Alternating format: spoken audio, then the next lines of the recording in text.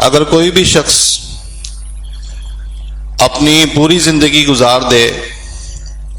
اور اسے اللہ سبحانہ و تعالیٰ کی معرفت کے بارے میں کچھ معلوم نہ ہو، کچھ جانتا نہ ہو، تو اللہ سبحانہ و تعالیٰ نے ایسے شخص کے بارے میں باوجود اس کے کہ وہ انسان ہے، اللہ تعالیٰ نے اس کو عقل بھی دی، اس کو اللہ تعالیٰ نے ہر نعمت سے نوازا، لیکن اگر وہ اللہ تعالیٰ کی معرفت سے دور ہے، اللہ کو نہیں جانتا، اللہ کو نہیں پہچانتا، اللہ تعالیٰ کا حق ادا نہیں کرتا، اس کا تعلق اللہ کے ساتھ نہیں ہے، تو پھر رب ذوالجلال نے ایسے شخص کے لیے اور ایسے لوگوں کے لیے یہ فرمایا ہے کہ اولئک کالانعام بل ہم اضل، کہ یہ لوگ جانوروں کی طرح ہیں، چوپایوں کی طرح ہیں، حیوانوں کی طرح ہیں،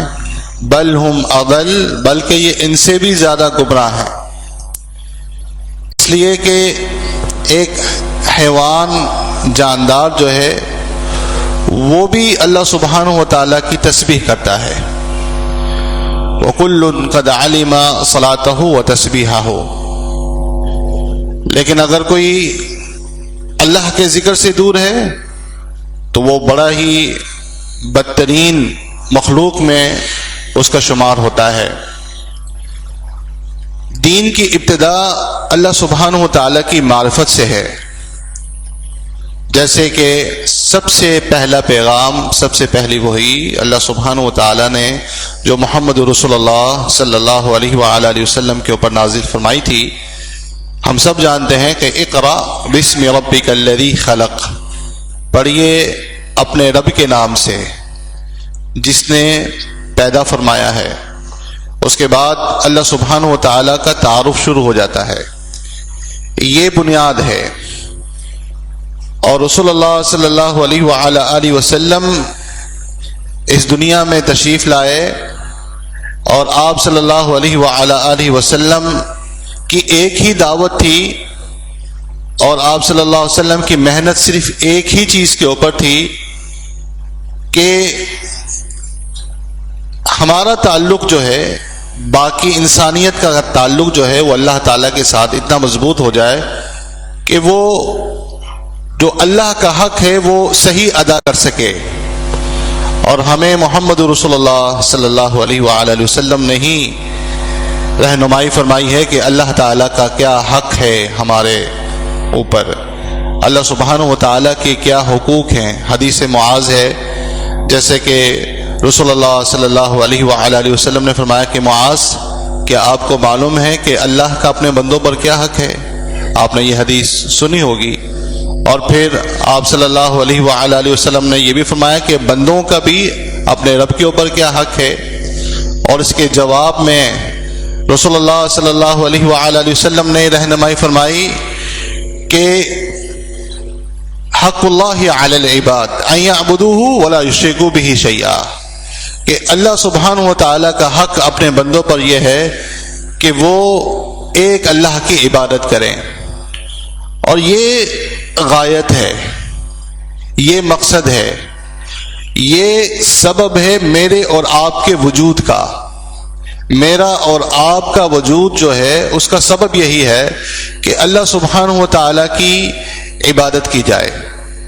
وَمَا خَلَقْتُ الْجِنَّ وَالْإِنسَ إِلَّا لِيَعْبُدُونَ۔ اور جو شخص اللہ سبحانہ و تعالیٰ کو جتنا زیادہ جانتا ہوگا، اور وہ اللہ سبحانہ و تعالیٰ کو کتنا زیادہ کیسے جانے، وہ بالکل وضاحت ہے اس کی کہ وہ وحی کے ذریعے، اور وحی کیا ہے؟ وہ قرآن مجید ہے اور سنت رسول صلی اللہ علیہ وآلہ وسلم ہے۔ اس کے ذریعے وہ اللہ تعالیٰ کے قریب ہو سکتا ہے، اللہ کو جان سکتا ہے، اللہ کی معرفت حاصل کر سکتا ہے۔ تو جو جتنا زیادہ اللہ کو جانتا ہے اتنا ہی زیادہ اس کی عبادت میں لطف بھی آتا ہوگا اور اسے مزہ بھی آتا ہوگا، اور جو جتنا زیادہ اللہ تعالی کو جانتا ہے اتنا ہی وہ اللہ تعالی کا خوف بھی اس کے دل میں ہوتا ہے۔ بڑی مشہور بات ہے، ایک بڑے محدث ہیں، انہوں نے کتاب لکھی ہے اور اس کتاب کے اندر انہوں نے سلف کے اس قول کو کہ احمد حراوی غالباً ان کا نام ہے، انہوں نے سنا احمد الانطاقی سے کہ انہوں نے یہ کہا کہ من کان باللہ اعرف کان من اللہ اخوف او کان منہ اخوف، کہ جو جتنا زیادہ اللہ کو جانتا ہے وہ اتنا ہی اللہ کا خوف رکھتا ہے۔ جیسے کہ محمد رسول اللہ صلی اللہ علیہ وآلہ وسلم فرمایا کرتے تھے انا اتقاکم باللہ واخشاکم، میں تم میں سب سے زیادہ اللہ تعالی سے ڈرنے والا ہوں اور میں تم میں سب سے زیادہ اللہ سبحانہ و تعالی کے بارے میں جانتا ہوں اور اللہ سے ڈرتا ہوں، اخشاکم باللہ۔ اور ایک روایت میں یہ بات بھی آتی ہے کہ اب فرشتوں کے اندر سب سے زیادہ قربت رب ذوالجلال کے ساتھ جو سب سے قریب ہے وہ کون ہے؟ وہ جبریل امین ہے۔ جبریل امین ان کا کیا کام تھا کہ وہ رب ذوالجلال کا پیغام انبیاء علیہم الصلوۃ والسلام کے پاس لایا کرتے تھے۔ ہم سب اس کی تفصیل جانتے ہیں کہ رب ذوالجلال کے جو عباد ملائکہ ہیں، اللہ سبحانہ و تعالیٰ کے ایسی مخلوق ہے کہ قرآن مجید کے اندر اور سنت رسول صلی اللہ علیہ وآلہ وسلم کے اندر اس کی تفصیل موجود ہے۔ بہرحال یہ بات ہم جانتے ہیں کہ سب سے زیادہ قریب رب ذوالجلال کے فرشتوں میں جبریل امین ہیں، اور اس کی بہت ساری مثالیں ہیں۔ ایک اس کی مثال میں آپ کو دے کر اپنی بات کو آگے بڑھاتا ہوں کہ جب رسول اللہ صلی اللہ علیہ وآلہ وسلم سے سوال کیا گیا کہ اللہ کے رسول صلی اللہ علیہ وآلہ وسلم ای البلاد احب اللہ، کہ اللہ کے رسول صلی اللہ علیہ وسلم یہ فرمائیے کہ اللہ تعالی کی جگہیں جتنی زمین کے اوپر سب سے زیادہ پسندیدہ جو زمین کا ٹکڑا ہے اللہ کے ہاں پسندیدہ وہ کون سا ہے، اور وہ جسے اللہ سبحانہ و تعالی پسند نہ فرماتے ہوں وہ کیا ہے؟ رسول اللہ صلی اللہ علیہ وسلم سے یہ سوال کیا گیا تو آپ صلی اللہ علیہ وسلم نے کیا فرمایا؟ میں نہیں جانتا، مجھے نہیں معلوم، میں جبریل امین سے پوچھتا ہوں، کیونکہ آپ صلی اللہ علیہ وآلہ وسلم جبریل امین سے پوچھتے اور جبریل امین جو ہے وہ اللہ تعالیٰ سے پوچھتے۔ آپ جبریل امین سے سوال کرتے اور جبریل امین جو ہے اللہ تعالیٰ سے سوال کرتے۔ جب جبریل امین سے پوچھا تو انہوں نے بھی یہی کہا کہ مجھے نہیں معلوم، میں رب ذوالجلال سے پوچھتا ہوں، اللہ تعالیٰ سے پوچھتا ہوں۔ دیکھیے یہ مبارک وحی ہے، ہم سب جانتے ہیں، ہم سب کا یہ اعتقاد ہونا چاہیے کہ وحی جو ہے اس کی دو قسمیں ہیں، ایک وحی متلو ہے جس کی تلاوت کی گئی یعنی قرآن مجید، اور ایک وحی کا سلسلہ وہ ہے جو محمد رسول اللہ صلی اللہ علیہ وآلہ وسلم کے اوپر جو وحی نازل ہوتی حدیث کی صورت میں۔ اس کی مثال ایک یہ بھی ہے جو ابھی میں آپ سے گزارش کر رہا ہوں۔ آپ صلی اللہ علیہ وسلم نے پوچھا تو جبریل امین نے فرمایا کہ مجھے نہیں معلوم، میں اللہ سے پوچھتا ہوں، اللہ سے پوچھ کر آتا ہوں۔ اور جب جبریل امین نے اللہ تعالیٰ سے پوچھا، اور اس کا جواب ہم سب تقریباً جانتے ہیں کہ جواب جو ہے وہ اس کا یہ تھا، جواب اس کا یہ آیا کہ احب البلاد الی اللہ، کہ اللہ تعالیٰ کی پسندیدہ جگہیں کون سی ہیں؟ کون سی ہیں جی؟ مساجد، مسجد، یہ جگہ جہاں میں اور آپ بیٹھے ہیں یہ اللہ سبحانہ و تعالیٰ کی پسندیدہ ترین جگہ ہے۔ تو مبارک لوگ ہیں جو اس وقت یہاں پہ بیٹھے ہیں، اور جو بری جگہ ہے اس کے بارے میں بتا دیا۔ اب اس جواب کے بعد جبریل امین نے رسول اللہ صلی اللہ علیہ وآلہ وسلم سے یہ کہا کہ اللہ کے رسول، آپ کے اس سوال کی وجہ سے مجھے اللہ تعالیٰ کی مزید قربت ملی ہے، میں اللہ تعالیٰ کے مزید قریب ہو گیا ہوں۔ لیکن اس کے باوجود میرے اور اللہ کے درمیان ابھی بھی 30 یا 40 ہزار نور کے پردے موجود ہیں. ابھی بھی صحیح روایت ہے یہ، میرے اور رب کے درمیان ابھی بھی اتنے ہزاروں پردے نور کے موجود ہیں، اور اگر ایک پردہ بھی ہٹا دیا جائے تو پوری مخلوق جو ہے وہ جل کر راکھ ہو جائے. تو یہ ہے وہی. اور رسول اللہ صلی اللہ علیہ وآلہ وسلم نے پوچھا، جبریل امین نے بتایا، تو آج ہمیں بھی یہ بات معلوم ہو گئی. اور اس بات کو معلوم ہوئے کتنا عرصہ ہو چکا. دیکھیے کتنے خوش نصیب ہیں میں اور آپ کہ یہ وہ علم ہے جو محمد رسول اللہ صلی اللہ علیہ وآلہ وسلم پر نازل ہوا، اور اللہ تعالیٰ نے اسے محفوظ فرما دیا، جس کی برکت یہ ہے کہ آج بھی اس علم کو ہم سنتے ہیں، پڑھتے ہیں. اور اس کے بارے میں ایک مزید بات کہ رسول اللہ صلی اللہ علیہ وآلہ وسلم اسراء اور معراج، جب آپ صلی اللہ علیہ وآلہ وسلم گئے اور اللہ سبحانہ و تعالی سے ہم کلام ہوئے، وہاں پر آپ صلی اللہ علیہ وسلم نے بہت تفصیل سے ساری باتیں بتلائی ہیں کہ کس آسمان پر دروازہ کھولا گیا، میں اندر کیسے گیا، میری کس سے ملاقات ہوئی، جنت میں جہنم میں ساری تفصیل موجود ہے. کہ نماز کے جو فرائض جو ہیں اس کی تفصیل بھی موجود ہے کہ رسول اللہ صلی اللہ علیہ وآلہ وسلم نے فرمایا. وہاں پر یہ بات بھی موجود ہے اسی روایت کے اندر جو میں بات کر رہا تھا، اس ضمن میں کہ جو جتنا زیادہ اللہ کو جانتا ہے وہ اتنا ہی زیادہ اللہ کا خوف رکھتا ہے. انما یخشی اللہ من عبادہ العلماء. اس لیے رب ذوالجلال نے علماء کے بارے میں یہ بات کہی ہے کہ جو سب سے زیادہ اللہ کا خشوع ڈر رکھنے والے ہیں. اب خشوع اور خوف میں کیا فرق ہے؟ یہ بھی ایک عربی زبان کا اپنا امتیاز ہے. یہاں پہ یخشا کا لفظ استعمال ہوا، وہ کون ہے؟ العلماء. تو رسول اللہ صلی اللہ علیہ وآلہ وسلم نے فرمایا تھا میں نے جبریل امین کو دیکھا. رسول اللہ صلی اللہ علیہ وآلہ وسلم سے پوچھا گیا تھا کہ آپ نے جبریل امین کو دیکھا ان کی اصل حالت میں جیسے وہ ہیں؟ تو آپ صلی اللہ علیہ وآلہ وسلم نے فرمایا تھا. اور وہاں پر آپ نے فرمایا کہ میں نے جبریل کو دیکھا کل حلس البالی، کہ وہ اللہ کے خوف کی وجہ سے ہے. جو اس کا ایک مفہوم یہ بھی بیان کیا جاتا ہے کہ خشک ٹہنی کی مانند، اللہ کے خوف کی وجہ سے. جبریل امین جو کتنے طاقتور فرشتے ہیں. تو جیسے میں نے گزارش کی ہے عزیز ساتھیوں کہ اللہ سبحانہ و تعالی کی معرفت اس دین کی بنیاد ہے، اور جو جتنا زیادہ اللہ کو جانتا ہے وہ اتنا ہی بہتر اللہ کا حق ادا کر سکتا ہے، اور جو اس میں جتنا زیادہ کمزور ہے وہ اتنا ہی پیچھے رہ جائے گا.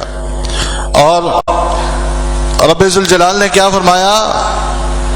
اور اس کی تفسیر میں محمد رسول اللہ صلی اللہ علیہ وسلم نے کیا فرمایا، کتنی خوش نصیبی ہے ہماری یہ کہ اللہ کا کلام بھی ہے ہمارے پاس.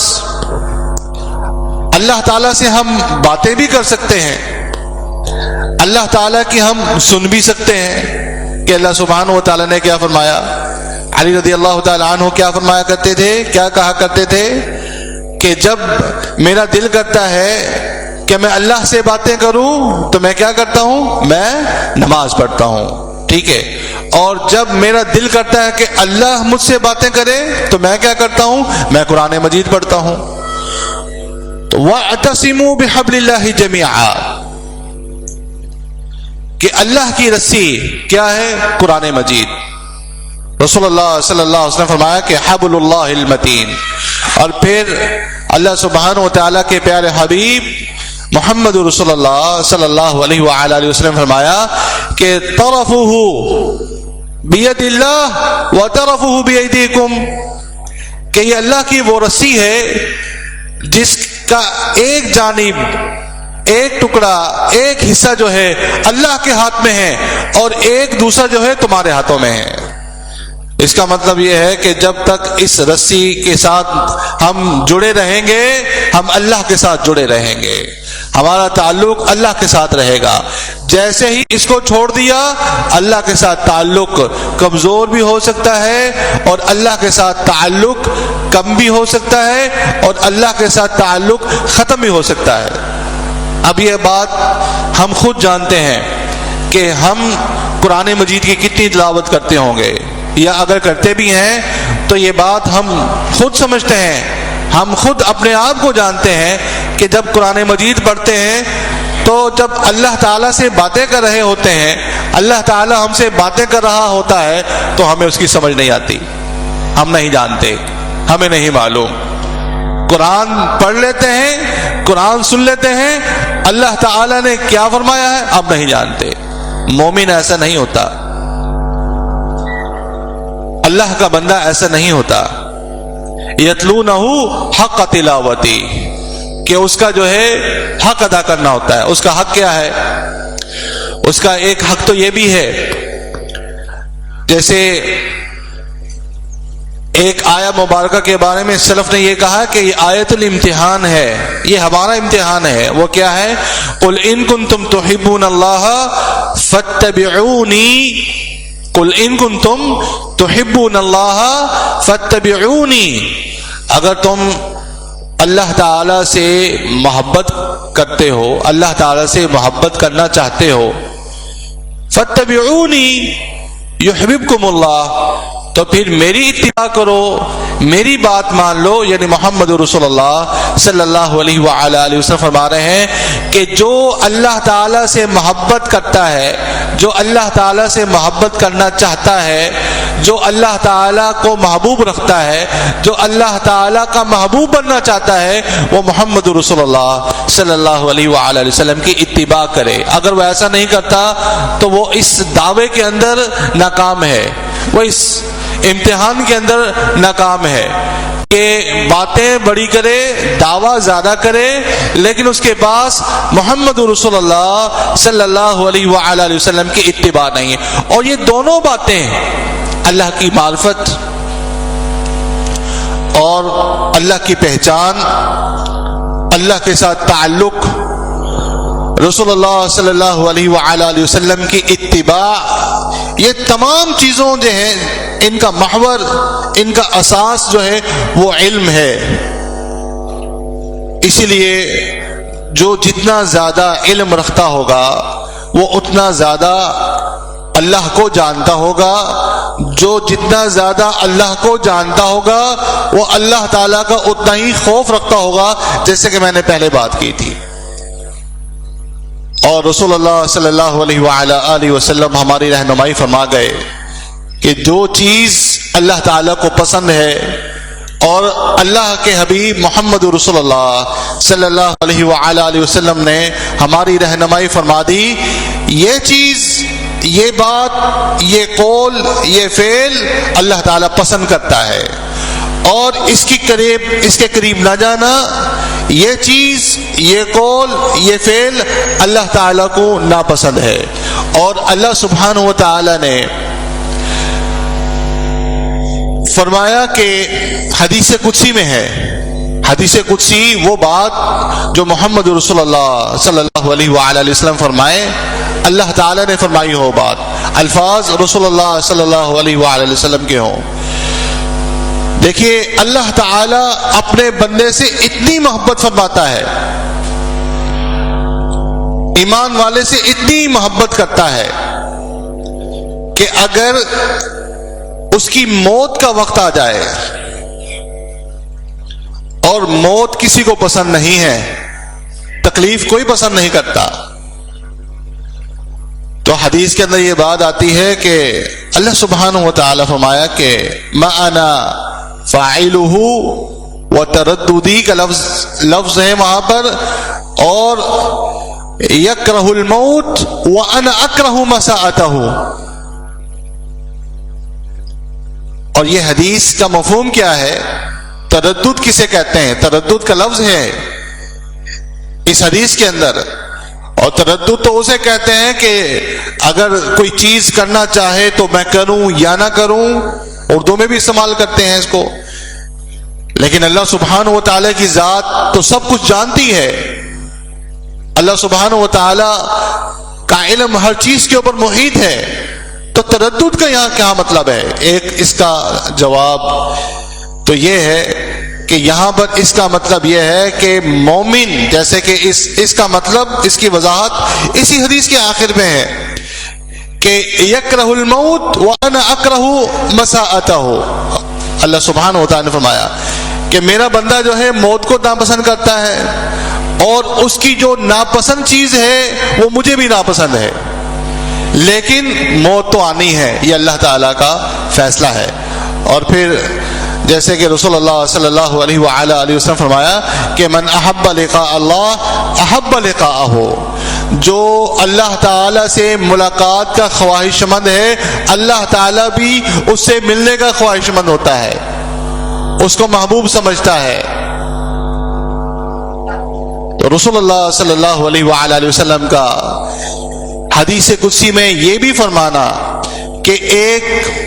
اللہ پر ایمان لانے والا، اللہ تعالیٰ کا تقرب، اللہ تعالیٰ کا تعلق مزید، جیسے کہ ہمارے فاضل دوست نے شروع میں ہی مقدمے کے طور پر جو ہے یہ آیت تلاوت فرمائی تھی، فَأَمَّا الَّذِينَ آمَنُوا بِاللَّهِ وَاعْتَصَمُوا بِهِ، کہ اللہ کے ساتھ تعلق اور مضبوط تعلق، جڑ جانا، پکڑ لینا، وہ کیسے ہوتا ہے؟ وہی بات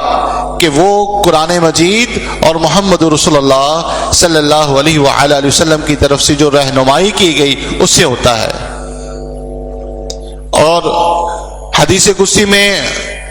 جیسے کہ محمد رسول اللہ صلی اللہ علیہ وآلہ وسلم نے فرمایا کہ لا یزال عبدی یتقرب بی، کہ بندہ جو ہے وہ عبادت کرتا ہے، اور عبادت کے اندر وہ ایک وقت ایسا آتا ہے کہ نوافل کے ذریعے ایک ایسا مقام پا لیتا ہے کہ کنت سمعہ الذی یسمع بی وبصرہ الذی یبصر بی، کہ جب پھر ایسا وقت آتا ہے کہ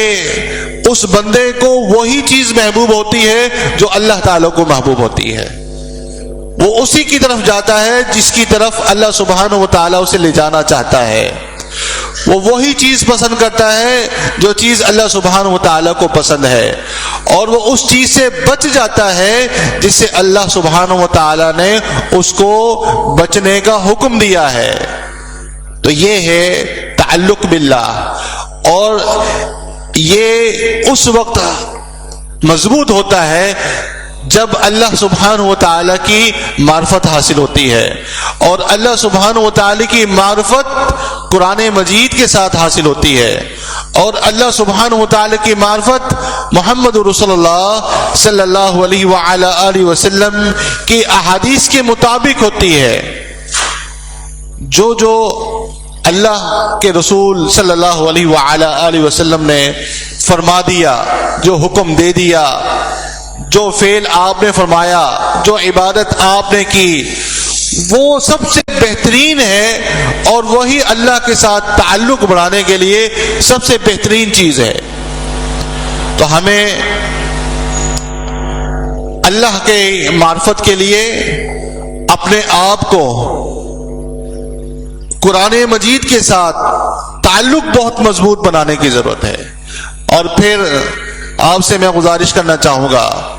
کہ قرآن مجید کے ساتھ مضبوط تعلق کا مطلب جو ہے وہ صرف اس کی تلاوت نہیں ہوتی، بلکہ اس کا فہم بھی ہے، اور پھر فہم کے بعد تلاوت، اور فہم کے بعد پھر